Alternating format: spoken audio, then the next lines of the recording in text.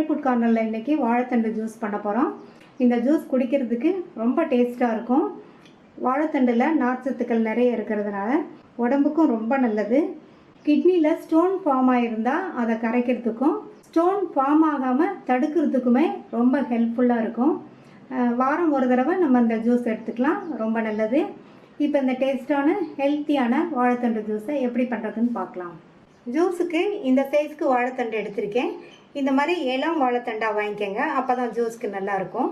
இப்போ இதனுடைய மேல் தோலை சீவிட்டு இப்போ இதை சின்ன சின்ன துண்டுகளாக கட் பண்ணி மோரில் சேர்த்துக்கலாம்.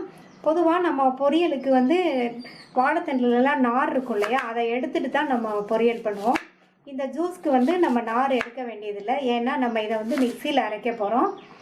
நார் எடுக்காமையே இந்த அளவு ஓரளவு சைஸ் துண்டுகளாக கட் பண்ணி நம்ம மோரில் சேர்த்துக்கலாம். எல்லாத்தையும் கட் பண்ணி மோரில் போட்டாச்சு. இந்த மாதிரி மோரில் நம்ம கட் பண்ணி போட்டோம்னா வாழைத்தண்டு கருத்து போகாமல் இருக்கும். மோரில் போட்ட வாழைத்தண்டை இந்த மிக்ஸி ஜாரில் சேர்த்துட்டு ஃபஸ்ட்டு இதை பல்ஸ் மோடில் போட்டு 2-3 சுற்று சுற்றிட்டு இது கூட ஒரு சின்ன பீஸ் இஞ்சி, காரத்துக்கு பாதி பச்சை மிளகாய். காரத்துக்கு நான் பாதி பச்சை மிளகாய் சேர்த்துருக்கேன். உங்களுக்கு காரம் கொஞ்சம் அதிகமாக வேணும்னா முழு பச்சை மிளகாய் சேர்த்துக்கங்க. இது கூட வாழைத்தண்டு கட் பண்ணி போட்ட மோர் 1/2 கப் இருக்குது, அதையும் சேர்த்து இதில் ஊற்றிட்டு நல்லா நைஸாக அரைச்சிக்கலாம். நல்லா நைஸாக அரைச்சாச்சு, இதை வடிகட்டிக்கலாம்.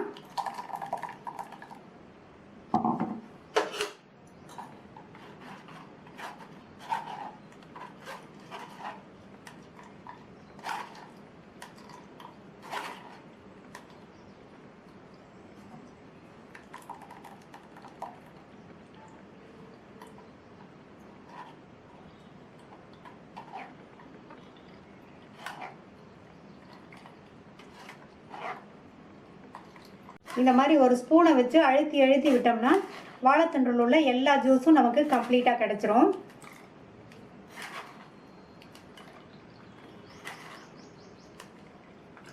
வடிகட்டி கிளியரான ஜூஸ் கிடச்சிருச்சு.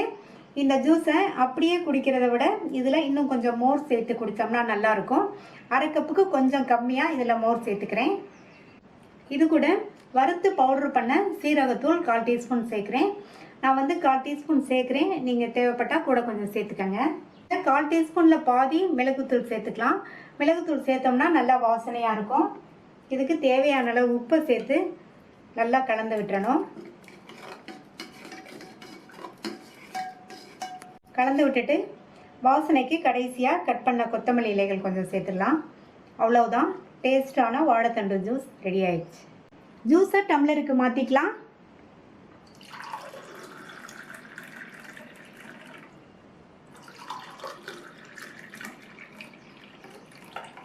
இந்த ஹெல்த்தியான டேஸ்டான வாழைத்தண்டு ஜூஸை ட்ரை பண்ணி பார்த்துட்டு உங்கள் கமெண்ட்ஸை சொல்லுங்கள்.